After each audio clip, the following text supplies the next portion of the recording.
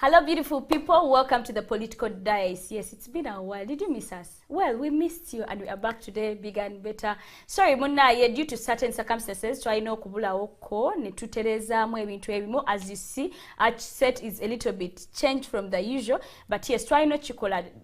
It was inevitable. But without wasting any time, tumuizo gamba. Yi katisho bajimuwade, kaneda bambi, nakomyewo. Ne Muna, go tukola na ebuli jole kababuzeko, and then we dive into the topical discussions we have for you today. Because a lot has been happening. Farida.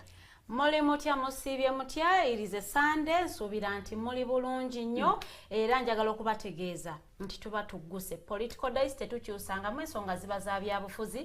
Tombuuza wano mbw ate bannaye Makona yabadde ki ate simanyi biri fe wano tukuba politics yeka mbuuze ebyanalukoola oba kale mbuuze oli MP yagabye enkumbi ne bazimugobesa ate ono yagabye amaji gakwaiti lwaki gabadde gakwaiti fe ebyo bye tuba tugoberera biri ebirala tubirinde olulala naye nga ndowooza nti musibye bulungi nnyo dice tuba tugguse tugenda kutambulira ddala nammwe epaka essaawa 3 ez'ekiro tegeeza munne atannategeera naye ategeeze munneewe bwe muba muli wakatumbula TV abaana balabe bayiga ebyobufuzi eggwanga lyabwe litambula lityani alya ssente bakulenga bamukukkulumira yayonoona eggwanga lyabwe nga bali bakyali bato kati emiti y'emito tegijja zimba kibira singa babali essente zaffe emiti y'emito nga teginnazimba kibira gwe atulaba for the very first time and bagita the political dice empiki y'obufuzi nga Farida wagambye bufuzi bwokka simanya ngono waliwo yabadde ku meeza eno asimanya biki ebyo ffe tetubirina wano tubeera tuwa only we analyze politics in our humble opinions, so don't be there and take offense obwala bwagambye but no, that is strictly our opinion. However olumu kale bye tuplay nga zibeera your opinion, that's why we tutekamu footage nga they're just your opinions. So sagala batwetike mwaka mupya sagala mwaka mupya nabategeeza nti guno mwaka mpya tujja kubanga tugobedde ddala propaganda blackmail simanyize nawulidde babyogedde sibinaako bukakafu gwano tebiriiwo gaba mazima nerere awe nyini nkusundire kuba awe nyini ziba bbiri mbageze kubali abayimbira olutalo lw'okujjako dictator akayimba okamanyi kakube mtuwulire olutalo nga luwedde tuliyambale ngule bade manyi ogenda kugamba luli oluyimba babeera bwe bati wendo we bayambalira engule sole kale ffe twali tututeri gye twamanyira nanti kwaya mu church yimba ne tugenda naye bo babeera we bati watumanye nayimba ki luli engule najifuna mmisa na pereketi ali kudai situ batutambula tugenze kawempe by election wabira botya byali bitya gwe mukutunula mu ngate tunaku analysis yaffe byakutambulira bitya byakunyumira wabyagala wasuubira are you proud of your country tese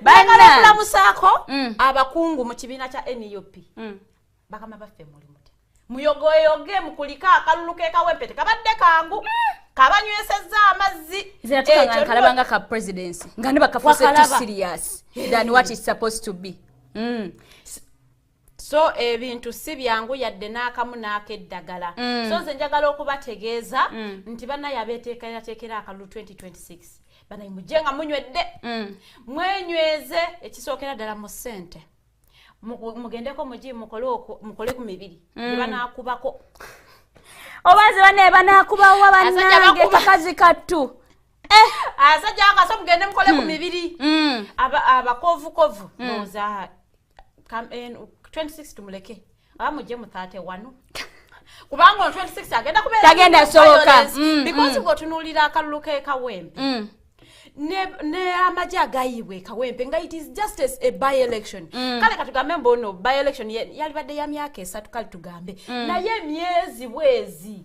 omubaka gwe balonda myezi 6 naye bambi yakubizza abantu yalemazza abantu bafunye obulimu mu kabuluke kawempe bannamawulire bakubiddwa rights z'abannamawulire zabadde disrespected kawempe in just a by election katunulira imagine tuyingira 2026 the whole time nze ng'omunnamawulire by the net the whole time I'm like olaba akalulu k'omubaka obubaka this is how it is then for presidency tugenda beera tutya aren't we just going to exit our country oba like aren't people going to just lose their lives because of, you know? Because omuntu omu yabadde aŋŋamba nti do you know Uganda eyolekedde okugenda mu bigere South Sudan mweri nti saawa eno South Sudan eyina abantu baayo 15,000 abali mu mawanga amalala ababundabunda nga ba refugees because of the insecurities eziri ewaabwe so wano banna Uganda nabo bagenda kuvaawo tutandika okugenda okukuba ekyeyo tugenda wa we wasoboka kwanga ndaba ne visa ze Dubai zafuse visa ze Dubai enaku zo tekyagaba visas bannaye kati ndabira ddala tunagenda kwanga yewandi badde wangu genda ne Europe yakaluba anatwa visa so kati fe tugenda kusigala ku ground ensonga tuzogere nga bwe zibwe batusiba bwe tuvaayo bwe twogere ensonga nga bwe zitambula naye tetujja tebajja tusiba tusazeemu amina mulinnya lya Yesu tebagenda Yesu Kristo tukola bulungi bwa gwanga we are journalists we know what we are doing we are the fourth state njagala okuyozayoza mu bufu bwe bumu omukulembeze gwe baala eyalayidde Nalukola Luyimbazi munaffe yogayoga kubanga ekisookera ddala mu kugenda okunominatinga waliwo violence wakwatibwa ebintu ebyaliwo twabiraba ate mu kalulu mubadde mu violence omuyitirivu ate ne tuva kalulu ate ne balwawo okugazetinga isi ne yeekwasa mbuno babadde tebayina sente zigazetinga mubaka candidate omu bwati omubaka omu kakati munange ne musamwe munange ne muteeka mengato ne mwesamudde ne mulumba isi baabo nga kale bakugazetinze era munange the following day nalayira nafuuka omubaka kati tukusuubira okukola ku nsonga z'ekawempe tetwagala ate otuukeeyo otandike kukuleeta magi meeru fe twagala magi galiiroko ze simanyi na lwaki amagi ago gabadde meeru kwa nalabe twezigayiyi gankofu gaki gankwale omukulu nyeko Derek abantu be constituency bakugamba tebalina da balance day bagala ogani Nuzade nga bagamba basika mu gafumbe bufumbi bakugamba nti buno obwana obubulamu ebirunge mu beera buti thank you bali malnourished nti betaaga mwama ekirungo ky'amagi what exactly did you mean by going to give people eggs because now eggs is a luxury wali badde akawunga because wali abantu abatayina mmere mu Kampala it is a fact wali badde akawunga but why mu bintu byonna no batwalira amagi ameeru Nange tumanyiddwa banna waliyo empuwe waffe oyo no ngayitibwa waliyo mu Moses kiwano kagenze ngagabira abantu enkumbi bagobezza oli enkumbi nagamba twagete twagala kumanya kwenda huko twakoowa omaze emyaka 5 todda olwokuba oyagala kuddayo mu parliament kati otuleetere enkumbi tufe tusiibe tufiire mu nnimiro anyway Kampala waliwo MPs mutandise okwetereza nenze katwogere ku let's go back tukawempe yeah bulijjo Nalukola musiraamu Elias obadde omanyi lyabo kati nze bali nakubuuza erinye kwanza manyi Nalukola Luyimbazi kati nga Elias tisitera diwulira ne Elias lyabasiraamu kweri yennyabo okay okula kuyiga wali mulokole so munnange tuba tuli awo nga banaye akalulu kawoba wale namulaba we bamuyizayiza we ssatu bamukona najja nagamba nze mulabe essaati yange ya bbeeyi laba kye bagikoze ne baŋŋamba we yalina obusungu bungi yadda yali ayogera we batyo by the way nze okusookera ddala I don't support ebyakolebwa ku Nalukola but njasooka n'okuvumirira violence eyali ekawempe but still I am not going to support the sympathy Nalukola was trying to attract from the public. I mean, Nalukola, you are not disabled. What do you mean? Like he was trying to they make the tore public his shirt. No, he's they not the plucked first one. it. He's not the first one. That doesn't make it right. Lopu tebamuyulize empale. Lopu yatachyogerako. Why are you? Yete yachyogerako. You are making it look like I am lying. No, yete yachyogerako. But in what manner? I think what is wrong should be announced wrong. If the serving officers decide to wrong civilians. I am saying what they did was wrong. But yakisussa yakaba nnyo. Kireka just ate nalembekerera na nnyo n'osona. Awo mwayiriza musajja alembekerera. Yes, kato.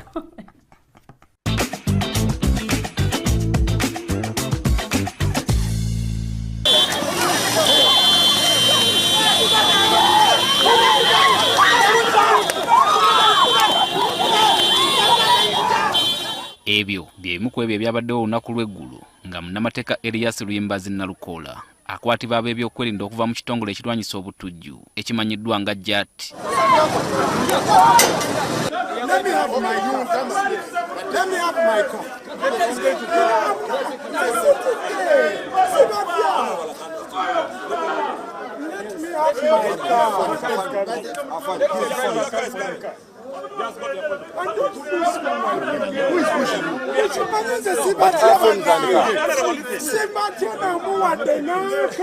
Kukebera okusooka kulaga nti munda saafunye mutawaana naye kungulu ne magumba wano emikono gino gakoseddwamu naddala guno kuno nafunye bruises ez'amaanyi n'ebinywa birina ekizibu.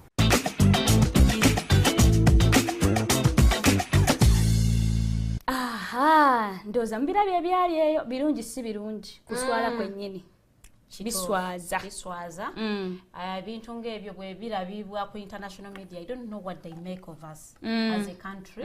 I don't even know whether the president watches what is happening. Kubanga bwe bibanga ebintu byali bwe bityo and the president n'agendayo to campaign for his candidate Farida Nambi.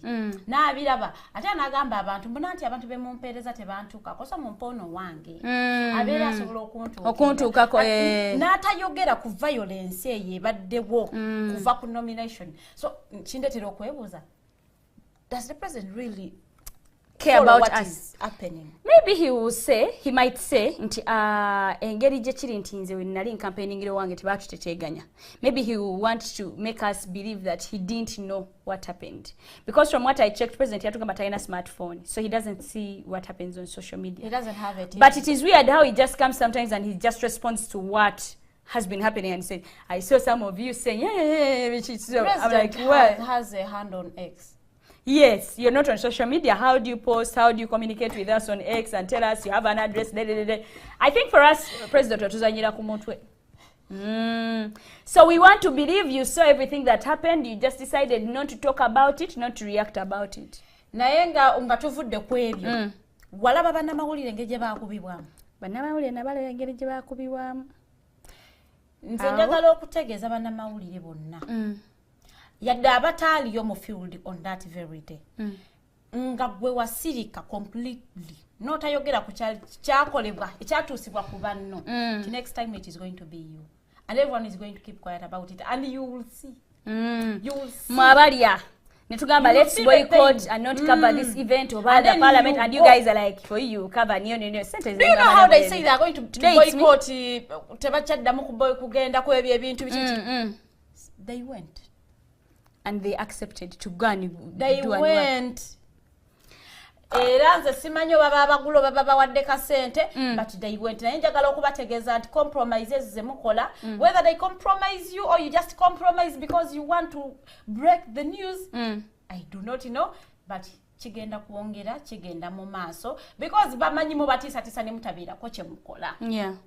Naye fenga aba TikTok tubategeeza tetugenda wantu watukolerwako violence. Yes. Era bwe tugamba nti tu boycott the security nacho security batu ki boycott nze. Era tukolagana na violence. Tukolagana na violence na disrespect ya human rights. Yes. Ebyo we bibeerawo fenga twejjawo.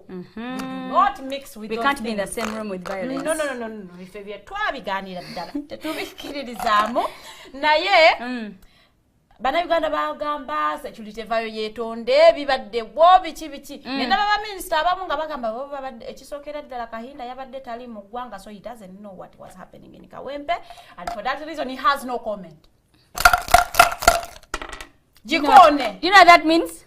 But I came to present, so I will not technically be quiet. And there is this NRM member, Babu Francis. That one said abantu be Kawempe provoked the security people. Okay, they did. And so they acted on provocation. Ngera yagamba engeri alabamu ebintu. Singa abantu abali Kawempe tebaba provokinga. These ones manya jati manya amajago gonna agaliyo bali tebalina kye bayinza kukola ku muntu yenna. And then I asked, Ewa yomo yatugambye nti bannamawulire bali bavudde ku mulimu ogwali gubatutte nga bali mu kukola birala. And then I asked, what are you talking about? Chicho munnamawulire kye yakola to provoke the security people. Ekyokubiri mulimu ki gwe batumeka wempe gwe bataakola. By the mulimu ki gwe batuma gwe bataakola. Because what are you talking about? What are you talking Is it even the first time that these scenarios happen? Is it the first time? Because it's not the first time we have seen this happen to journalists, and it's just that the difference leero mwakisusizamu. Yes. And muswadde anyway temukyaswala muswaza buswaza because batuswazizanga eggwanga dada afa abalwanyirizi b'eddembe. Kakati munnange committees not parliamentary mu recess committees zikole munnange nga bayitibwa abakulu deputy CDF n'omukulu atwala ministry ya defense nga babayita mu committee bagende banyonyole what happened, what went really wrong happening within this country. Amaje ga Uganda gali all over. You see, being all over, bali Sudan, bali eno, bali eri. I do not know what the president is trying to prove, but you can see Ugandan army is all over Africa. Babo Somalia, babo there, bali where, everywhere. Bulijo sango sanga yo munamaje wa Uganda. Awamu for personal reasons, awamu for security reasons. Manyiba nebye bitu ebiri byanjawulo. Aso bakubeereko nga agenze kubatimba. Sorry ngezezza. Oba golodi. Omanyi international court yatusingizana omusango mbwa amaje ga Uganda gabatimbe Kongo. Timba zinembaawo. Embaawo. Ne batusasuza sene pitirifu tatunazimalayo nno. Ali twabbe embaawo. Gundi kirate mpola bajja kusibira mwere. Kakati. Neno budget eri gye bali mu kuteekateeka enetera okusomebwa. Mweriri ebbanja eryo bali planningira. Odisasula. Tugenda sasulako Kongo omutemwa gweguti. Atashula Kongo justice. So bana ife netwoga byapala paze obato soma gendo osome zeto jano kuntandika kuletere bwino yenna kati oye bibu ebera evidence yange to use in court just in case just in case janga chakulwa just in case bewakanye oba just in case bewaka nga bankutte tebagenda kukwata muganda kakati omukulu Jacob both ne Sam Okidi onono nga deputy CDF balabiseko mu kakiiko mu committee ya defense and veteran affairs bano nga bagenze answering some questions ababakabeze babadde bayina babagala okumanya what exactly is wrong with the security je tuyina gwanene Uganda because if you're meant to protect and you're attacking era nga bagala okumanya amaje gerabira emirimu gye gayina okukola sawe they participate in the politics ezibazigenda mu maaso gafuuka ndi partisan because amajege gwanga gayina kubeera nani partisan okitegedde so munange bano ne bagenda mu committee eyo ne batandika Theodore Chikubu naleete n'abuuza omukulu Jacob both namugamba sebo mukama waffe yo men in uniform nga basusiza violence basuso kuba abantu Jacob nagamba me last wore a uniform in high school. That is why I'm even so rude by that was so rude and so I direct to the people in uniform. People in uniform. You ask the men in uniform. Me, I don't wear uniform anymore. I last wore it in high school. As in both. It's like you don't care. Okay, you don't wear uniforms, but didn't you see? At least say, yes, I say it happened, but I think let the people responsible for that wear uniforms do that. No, tujukisa wakoma mo high school or kwambala uniform. Wow. I like the river. I'm like, okay. So these are our ministers. By the way, he is a minister. He is a minister. So you get there, your answer, and I'm like, oh, both. Was that even called before? You would have said I am not even in the right position to answer that question because since abakulira mpise n'abakulira. Yeah. Naye kirungi nnyo Sam Okidi. Watukoze bulungi yasose na kwetonda nga tannanyonnyola. N'agamba naye ntuusa okwetonda. Eri banna Uganda mwenna abaakubibwa n'abataakubibwa abaakosebwa n'abataakosebwa nti we are sorry. Babetonze era nga bagamba nti kulwa basajja baabwe abakola ebyo bye mutaalaba bulungi oba ebyagenda maaso ebitaali bulungi nti beetonde ne bana atutegeeza batula ne bakola analysis ne basiba be basibako n'agamba nti people ne bakwatibwa aba bakosa emotions in fact people use emotions era n'agamba okunonyereza kugenda mu maaso era n'agamba ensonga lwaki ekyo kyaliwo it is because people don't know how to control their emotional conscience.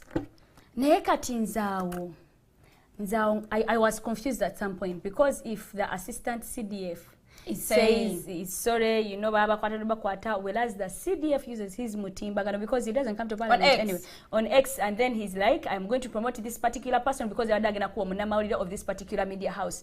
So which is which? Mutuzanyira kumita because where is even the proof that mwaba kwata? What are you insinuating? Maybe Balimba. Okidi was lying. This apology could be not genuine. Because first of all, nabaka bagambe kale apology erudde nayo because it happened. First of all, let us first appreciate the apology. The genuinity needs to come later. Genuinity and apology just walk hand in hand. Thank you so much for apologizing. You know, it takes a strong person to apologize. Yeah. Most of the weak people don't apologize. Yeah. Kati are you telling us what your head is telling us? Like not head like as in actual mutwe, but your leader. What your leader is saying? Or you guys are on different pages? Because if for him he's saying to promote the men that were harassing the journalists, and then for you come with a sincere apology and you're apologizing and you're telling us you guys took steps, you even went ahead and arrested those that took part in such actions, then it leaves us in space. Who is who? What is what? Who is right? Which is which? Please. First of all, I want to applaud you, kid, for apologizing. Okay. The second is your superior cannot apologize. I will never, and we know we shouldn't expect an apology from him. But the fact that you apologized on his behalf, so we take the apology. We take the apology from Muhozi Kainerugaba on your through you. Okay, that's the committee.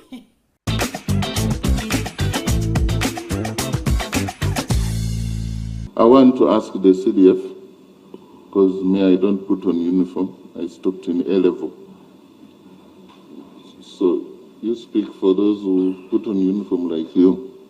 Allow me to take this opportunity to officially apologize to this committee. We are very sorry. We saw what happened. It was purely operational mistakes. Operational mistakes. That is not our doctrine.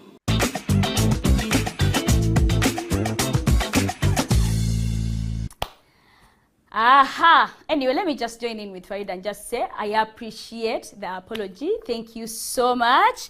Why are you sounding like you're being forced?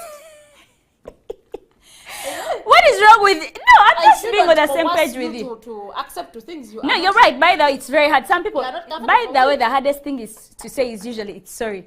And actually someone saying I'm really sorry on behalf of so and so. No, it can be easy to apologize on behalf of people. But to apologize on your own can be hard. On my own behalf and I think Okidi should have said like this. Yes. On my own behalf and on behalf of the CDF General Muhozi Kainerugaba, we apologize to Ugandans. But anyway, we still take the apology. We still take the apology. And thank you so much for being... On behalf of the Ugandans, we take the apology. Yes. Today, walala. Ezibadenya. Zibanya. Katwane twatuse. Bamagulu ana. Simayanga motoka. Simayabisha nabo babirabyeko. Okimanyi. Nti esaawa yonna omuntu eyefuula very serious ku mulimu nga yagenda n'ebisumuluzo bya office amataba gamutwala. Office lesigala ngeri locked. Akeera nnyo atwala ebisumuluzo office agigula amataba ne gamutwala. It is very bad. But it is sad. Okanga tuka at this point we experience floods in Kampala. Like how? Like how? Okusookera ddala mweno story nja kukwogera ku bantu bano asookera ddala minisita wa Kampala owokubiri Lord Mayor owokusatu KCCA. Nze Lord Mayor I gave up. Simu bubi Lord Mayor omulodi waffe tukwagala nnyo but for me I just gave up. Apart how you just Lord report Mayor singing about the rule of law. Oshitegedde. What exactly are you doing? And reporting to us, you know, Dorothy is not doing this. You know, so and so is not doing this. You know, this and this is happening. Pushing what are you blames. doing? Yes. All you do is push blames. What are you doing? As the Lord Mayor. Our dear Lord. Hey. We love you. We're so very Kampala. ye kugwa kubwa Thank you. kati fe tuli kubwa lyo leero Thank you la tuli kugwe omulodi ha na njaga kubategeeza omulodi yatukyalirako omulodi yali waneeno ne honorable Martha Karua yes ningazo tukyalirako mu new offices and we appreciate the visit yeah naye fe kyote kirugana kugambako by the way omuntu akwagala yakugambako because rule of law na yekeje we want it but as the Lord Mayor how do you see your city? How do you see your city? Do you love it? Are you impressed with what's happening? Does it impress you as the Lord Mayor of a city that is flooding to that extent? Maybe he's taken up with so many things. You know, they're still robbing for their PFF. All he does is apportion blame.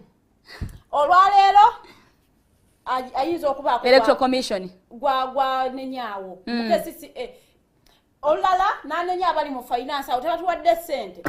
Olala, like he does apportion blame. As the Lord Mayor of the city, when do you take responsibility for the things that are failing in Kampala? Because it is very saddening that we see Kampala flooding in this era. Apparently, my worst road in... And you know what also beats my understanding? Is why do they have to work on roads in rainy season?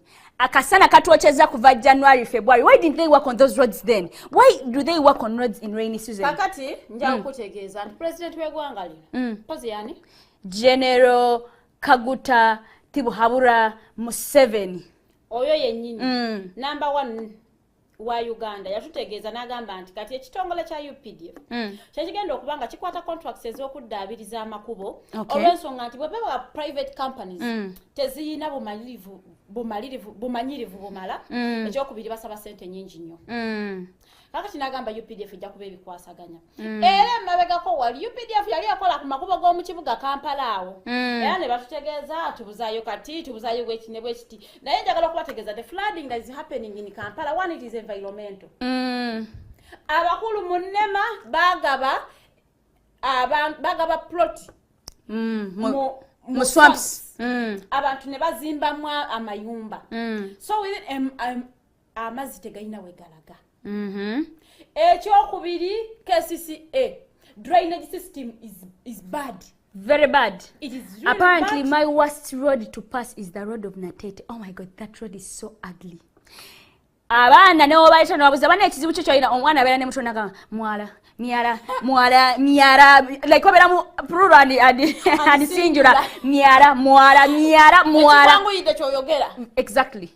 Natete has very bad poor like bad drainage systems. Emiara diriawo ate nekiraba kasaso abafuke kasaso bajjako kasaso mbu ne bamuwa abalalu ne bamusula miara emitono wejiti so no lyokola ba flooding and for some reason army are connected. You find waliwo mwala guyite Natete ngenda paka Kampala musita zino wakati so before you know it is affecting that side as well.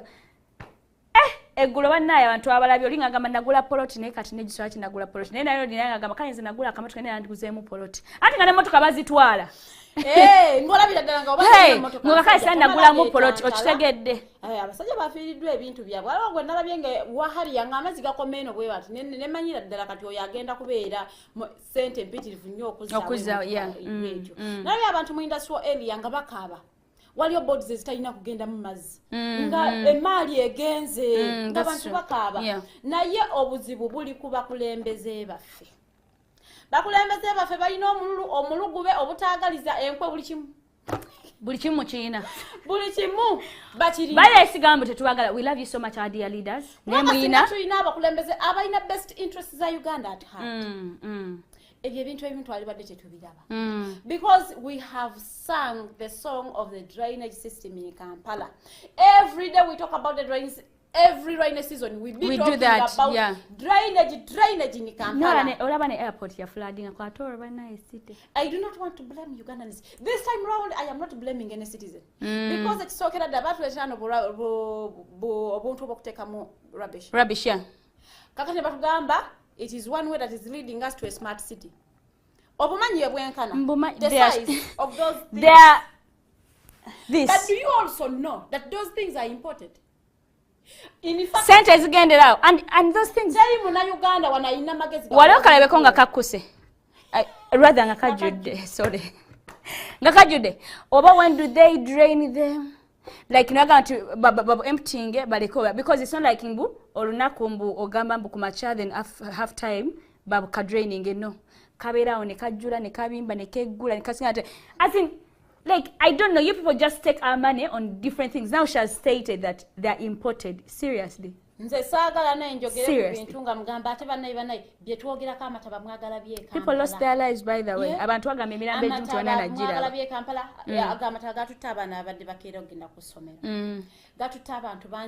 Last year we saw a woman yagenda nga bamulaba nga kuteka umbrella bwati naalinya mu nagenda nebanonya omulambo gwenga abenganda tebagulaba. But we experienced all that because of one thing, bad governance. Because if you had good leaders, kale singa mulimu ababina abalungi ngo mulungi yali ku top, they would say ani yali sente ezokukola drainage system e Kampala agobebwe akwatibwe asibibwe. As simple as that. Bakwata no Dorothy Kisaka alidda we misango yegiriwa bano basise namuju bali kuki gamba bana bakesisiye be bawumuza bakisaka bebo bengamba nti baba kwata baba wabaire misango gyabo gituusewa kati Farid zino bamanyo tugoba mu court mbo abana mawulire temukirizibwa mu mijine emisango gamba basise namuju abagamba budget jongere ko buumbi butano bwange kati bo misango gyabo gituusewa Farid enaku zino I am privileged that Jempita no mukulembeze gwanga jaita era chance obuzibwe tusingo sanga is how we want to siba like for an hour also because the mukulembeze wa gwanga is going to use that road. So I want to inform you that every day that happens. Jempita every day it happens. Era over jova nga wemanyi kale bagya nkwata zine sawe bati aiteo nze simanyi. So kati nze nyala kwebuza omukulembeze we gwanga te so fata natambula kukulaba ekiri mu Kampala kulaba ejo myala abantu we bali okugenda mu myala abantu kale ngawe tu flooding achogamba tanakirabako. Has he addressed anything? No, has he even talked about it? Because he's moving. The other day on Wednesday, I was going somewhere ne batusiba. Ngala nazira yenga bamuyisawa kwanga je tuyita yenyini na eja ayite nnaku zino simanyi gugudo ebabachi. So keradde okubanga bahandula be bamukweka amawulire. What is happening in the country ngatabiraba? Yes. Then why would you rule a country that you don't see what is happening there? Why? This is the important things, and this is not. So what is important than having a smart city? What is important than having good medication? Your position as the president of that country that is dying. Is that the actual importance? Or I am lying. That is not the important thing. It is technically it is your importance for now because because enaku zinatambula. The other Wednesday kwa yatonya kuva kumachapo kasawa around 12. Bansi ba somewhere natuka office na ingira mu office sawa nga musanvu nga bansi because that gentleman has to pass when alimpita nenga wotunola amazigoka. Yes. Mr. President, I want to say I don't want to disassociate myself with her statements. What statements? But he does. Mr. President, don't use Gaba Road as you're going. Where do you usually going? But you use Gaba Road. Mr. President, njagala okutegeeza nti abaana woyita nadala abagenda mu masomero, the missing exams, the missing classes, because abantu babakugulire kubo basibe kubo for a full hour and a half. Yes. Kakati omwana takkirizibwa sala kubo, tasikirizibwa kutambula, tewenenya tokolola toseka toyogera. Totambula tosana gamba ave ku border they twerk, they people don't. Are making losses because Mr. President, you are using has to that pass. Era so tusaba otelezemuko abana bagenda kola papers, they will not graduate because you were passing. Anyway, katulaba yabadde I think kubataba side and then we come back.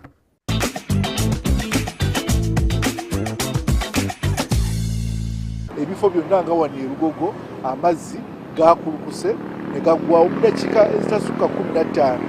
Kitegeeza omulimu gwe tuze tukola ogw'okugogola emyala, ogw'okugaziya emyala awamu n'okulaba muno gibeera mu mbeera ennungamu gukoze era kugenda kukolera ddala gye tugenda mu maaso. Ekifo kye Nateete ku luguudo lw'e Masaka twakozeewo box culvert okugaziya amazzi, okugaziya omwalo ogwo n'amazzi we gakulukutira okuyita mu luguudo.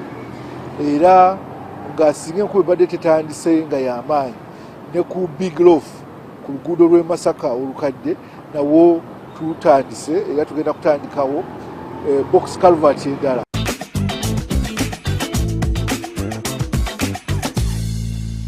Munaye, to the families that lost people, to the people that lost their lives, the families that are right now going through hard time because you lost your your loved one in the, you know, in the flooding area of Uganda. We are so sorry, and may their souls rest in peace. And my only prayer would be, can our leaders really act? Because our leaders, muwera mu office kale tetugaye mu office muzingira late naye amataba gano galuddewoko ate nga singa mbugakomye. The rain season is still going. So can you please try to do what you're supposed to do? Can you please try to love your country? To get more elections, what are you going to tell us when we are suffering like this? Seriously, what are you going to tell us nga tusuubiza ebintu bitukolera and ekisanja kikyo kiweddeko tewali kyokoze? What are you going to tell us? For example, kankomyeko kati Lord Mayor. Lord Mayor, do you still want to be the Lord Mayor of Kampala City, even the next Sanja? And if yes, seriously, what are you going to do? What difference are you going to make? Because you have always complained, so and so is not doing their job, so and so is not doing your job. And are you really doing your job? You as the Lord Mayor of Kampala? Farida. Story sijizaako mukono. Kankwe. Kakati mba ntambudde. Nga ngenze ku bano kwetuli tetuliiko tuvuddeko tuzzeeyo obana bamatabaga batwala nga tuzizzaako muyenge ina bunga tetuyina buziga bayina munyonyo babasazeeko oba amatabaga batwala bambi nabo. What is the problem? What is really happening? It could be the mataba as well. Kyensinga okumanya nti umeme yaje mu Uganda mu mwaka gwa 2005. Babadde bamaze emyaka 20 nga baweereza banna Uganda amasannyalaze. Era project eno ya rural electrification batukoledde ddala omulimu mulungi nnyo. Era kusinziira ku reports zaabwe balaga nti batambuliza ddala amasannyalaze mu bitundu ebisinga ebya Uganda. Era ku mulembe gwabwe kwe tufunidde ne buyaka. Ku mulembe gwa umeme tufunyeeko ebibi n'ebirungi. Amasannyalaze we gasinze okubeera ag'ebbeeyi. Yogera ku units okudduka. Units nezi kale you just steal our units. Baranno. Bajja mu Uganda muno nga batusuubiza ebintu binyi like you know tujigereza ku kiba na Uganda bayinza okutegeera. When you just enter a new relationship. You know, you promise everything good. Heaven and earth, I love you till smile like Victoria dries, till where there are no floods in Uganda, till kwagambe chiberao. Sabano, bwe bajja mu Uganda basanga yo CDL. Uganda Electricity, UEB, sorry. Basanga Uganda Electricity Board. Kakati obava ku UEB ne tugenda mu umeme. Umeme tambulize ddala emyaka 20. Kati bagenda bavaawo leero encha tuli ku use ECDL. Yani UCDE ero. Uganda something electricity Distribution Company Limited. Okay. So I don't know whether it is limited by guarantee or by shares. That is it. Are we supposed to be happy or sad? Because as far as I know, even remember was supposed to take Uganda. Remember, isn't something of Uganda, and we are promoting by Uganda. Uganda South Africa. So this one is Ugandan. Huh?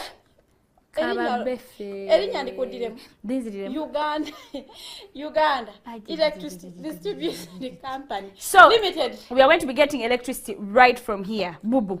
As in Uganda. Uganda byebasuubire bitagenda kusoboka bye bino wamanga. Mbuno amasanze kagenda kukendera mbukati unit yekkeko percent zebadde egula.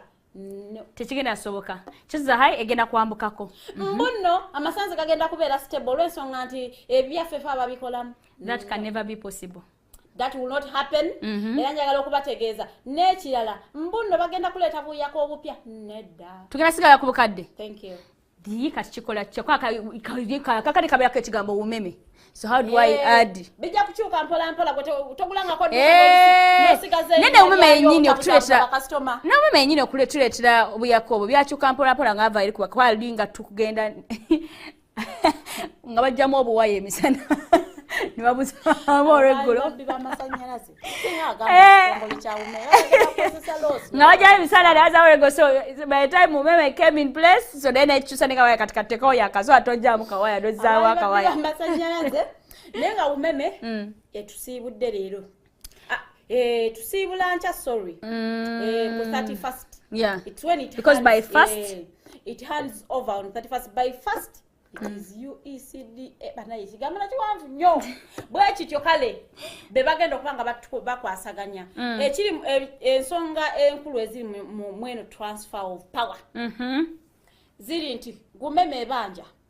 First of all, kubanga bagamba they have continued to put in money even when contract yabwe nga egenda kuggwako because it is within their contract. Nti mujja kukola ebyo ebibakakatibwako paka contract yeweddeko. Banono bagenda sikweyagalira Uganda yagano renewing a contract. With reason is I don't know, but they just refuse. Those people in the power, I don't want to be because for me, do I even have a say? Why? No, I don't. So no, they refused completely.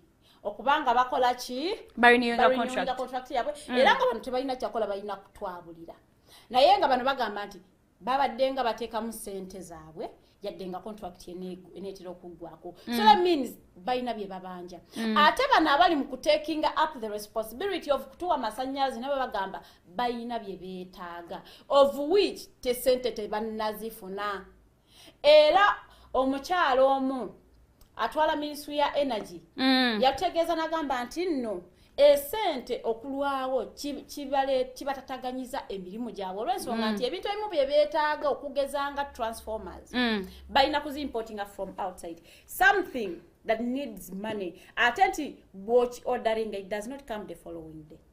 You will have to wait. It takes so some that time. Means, you know what that communicates? That we are going to experience power shortages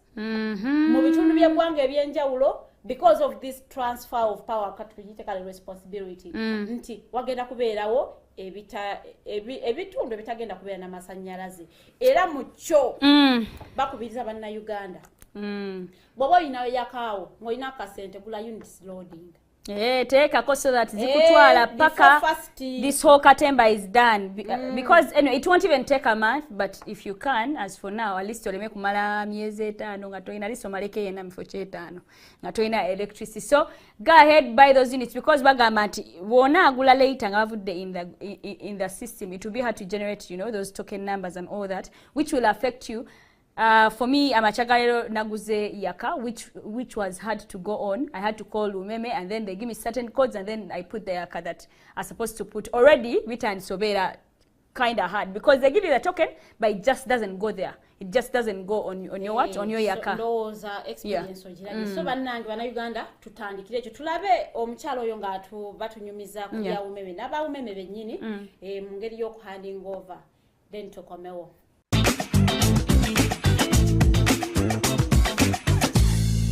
Some of the projects are going to see power stability in this country because they will be working on substations like Teangel substation. Bali batona abantu abali balina amasanyalaze bali kumpi emitwalo 25 gyokka kati bwe twogerera tugenda okuvaawo oba okuzza network ya government mikono gya government nga tulina abantu obukadde 2.3 abali ku masanyalaze gano betwayonga ku masanyalaze.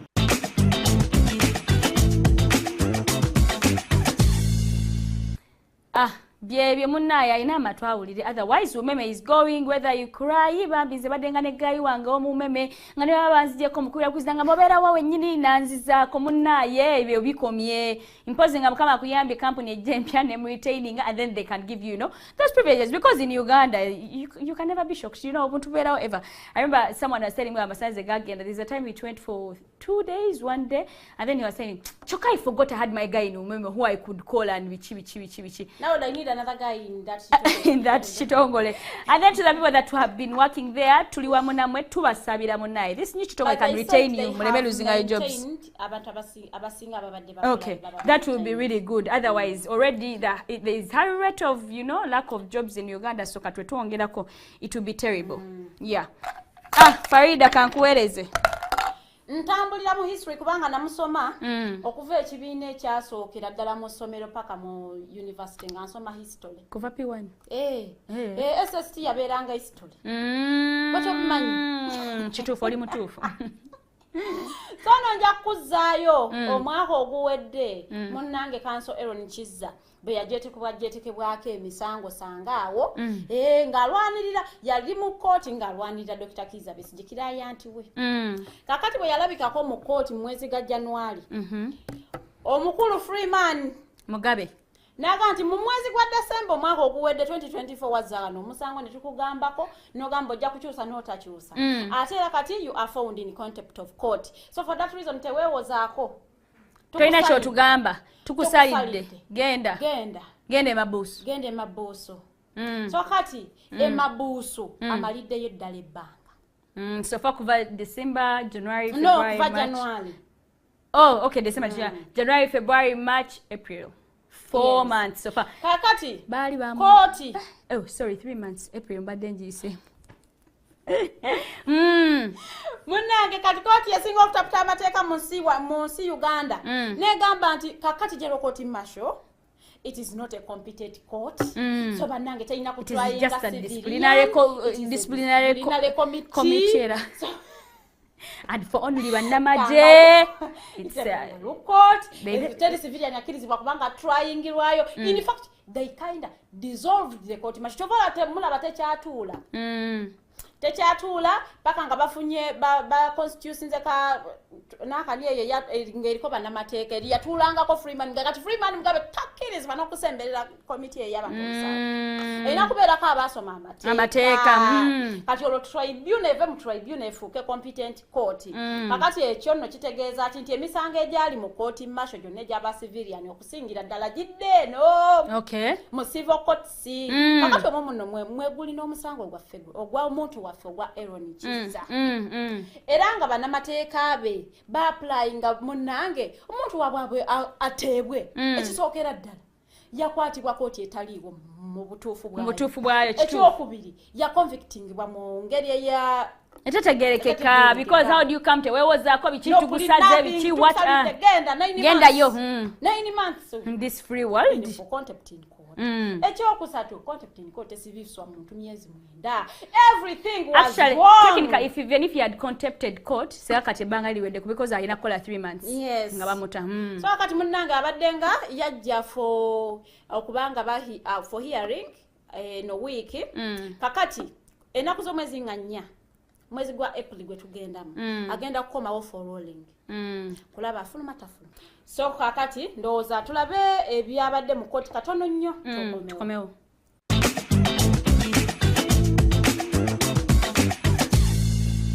My God, it is 76 days since I was illegally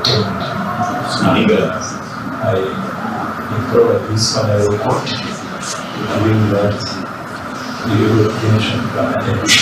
In view of the fact that all this is now on the court record, I will render this court's ruling on the 4th of April. The bar in East Africa is concerned that an advocate continues to be held in custody for no offense at all, but representing his client. Sazeewo twongeremu G endala okulaba nga wabaawo ekikolebwawo oluvannyuma lwa Supreme Court okusala wateekeddwa okubeerawo ekikyuka ne tulaba tewannabayirawo kikyuka embeera yeeyongera kubeera mbi yadde Supreme Court yasalawo nejjawo General Court Martial.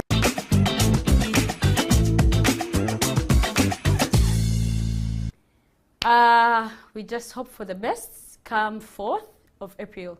We hope for the best kwa kat for example ngwa contempt of court already time ye yadde wabera in any case no yakikola time ye already yandibadde weddeko legally yandibadde weddeko because he's supposed to do like 3 months and so we are waiting for the ruling obaba mwabere obate bajimuwa and then Dr. Kizza Besigye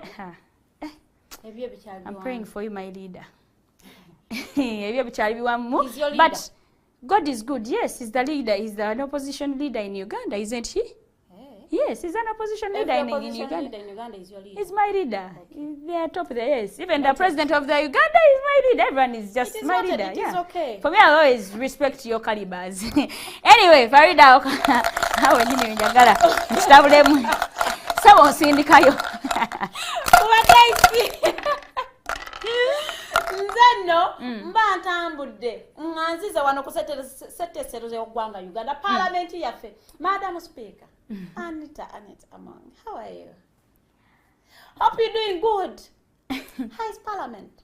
Now, Madam Speaker, I want to know what happened to parliamentary regional sittings. What exactly happened? Because you guys had a budget. And you passed it? With Gulu, you passed it. And you just kept on Gulu. And you promised Ugandans that you will be having these regional sittings every after 3 months. That is what from last happened? Year. And you just went to Gulu, as in only Gulu, with the money. You just went to Gulu and you kept quiet. Why are you not updating Ugandans? What is wrong with the Parliament of Uganda? MPs.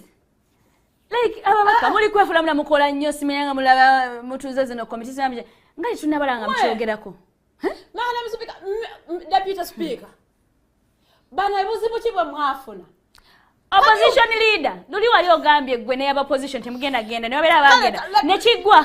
Katumusonyiwe he boycotted, so we would say he doesn't want to know what is happening. Kakati abali ba following regional sittings. Why did it end with Gulu? It started with Gulu and ended with Gulu. Where is the problem? Can you please update Ugandans what exactly is happening? Yes. Because you gave those regional sittings a lot of money. You budgeted. You budgeted for them. The money was passed, and you said you are going to have those regional sittings after 3 months. Kakati wakayite miezi mukaga. Tubadde tusuubira nti miezi mukaga twabadde ne regional sittings 2 twayitudde Masaka tenda tununa tetunnabeera kale mugende mu Eastern. Buzibu buliwa sente za mwazirya mugamba abantu mwazirya because we are used to that. Where is the money? Can you update Ugandans?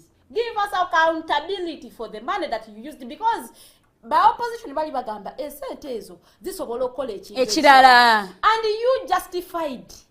Nemugamba ati regional sittings zino zigenda kusobola kusembeza the people to the leaders. One reason. Second reason, we should very be valid. able to understand the problems of those particular reasons. Another very valid one. Now, do you want to say you stopped to want? Made you understand the problems of all the regions in Uganda, and you don't want other sittings. We are just asking questions, we need answers. Yes. We are Ugandans and responsible ones. Please give us answers. Abakulembeze ku parliament kamba nokoleyo. Madam Speaker, Anita Annette Among. Can you please tell us, because ekintu wakikulembera you spearheaded the regional sittings. We backed you up as Ugandans because twagala enkulaakulana. You failed us. Can you account for the money that you used? Because we still want to be close to you. You only stopped in Gulu. So you think I'm close to you when you're in Gulu. I am not. I still want to be close to you. Oh, who be Deputy Speaker? Taewa, my leader. Njagala okutegeeza. Omukulu Lumu, Richard Lumu. Ono yaleta ebbago nga bali eggulu. Yagambye yadde ebbago lye yali naye ebbago. Richard Lumu kutumiddeko kubanga bambi maybe even that regional sitting wasn't even that effective. Ebbago baganya disa we mwakomaawo. Omusajja oyo yategeezezza. By the way, omukulembeze yategeeza n'agamba nti yadde ebbago lye yaleeta lulinga baliwa eggulu baagana okuliisaamu ne ku luno asuubira nti bagenda kuddamu batuulewa e Masaka. Sitting eddako nti era ateeseteese ebipapula bye okubanga aleeta ebbago eddala alizeemu batuddize federal. Kalize kambuze zino regional sittings ziri yali oba are they like yali? No, because the last one to Gulu last year. It's a brand new year. Batutegeeza nti zigenda kubeera nga happening nga wayisika sa wayitayo emyezi ekya katubalaba mu region endala wayiseewo ejja emirala ejja ngala region endala wakayitawo emyezi mukaaga.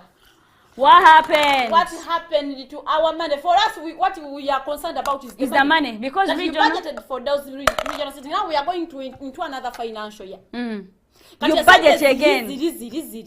Because you are going to budget again. Yes. Now we want to understand, where did that money go? We are okay. For as long as the reasons are valid. Anyways, but when they are not valid, what are we going to do? We demand for... We shall demand for the regional sittings. We will need to see accountability. By the way, let us see the accountability or let us have the regional sittings. Yes. It is as simple as that. But I can't want to back already. Twaiseko nnyo. Twata tuzimbye gwanga. Tuba tuzimbye. Katuvewa. Kale ngati tunavaawo, I want to end on a sad note. I want to announce the death of Shaka Sally, who passed on that was I think on Thursday, Friday night, Thursday night. I think Thursday night. Yeah, on Thursday night. It is sad. Those are some of the powerful people that you know that were in Uganda, but. Yes, anyway, we pray that God and angels receive you so well, and may your soul rest in eternal peace. See you next Sunday. Bye-bye.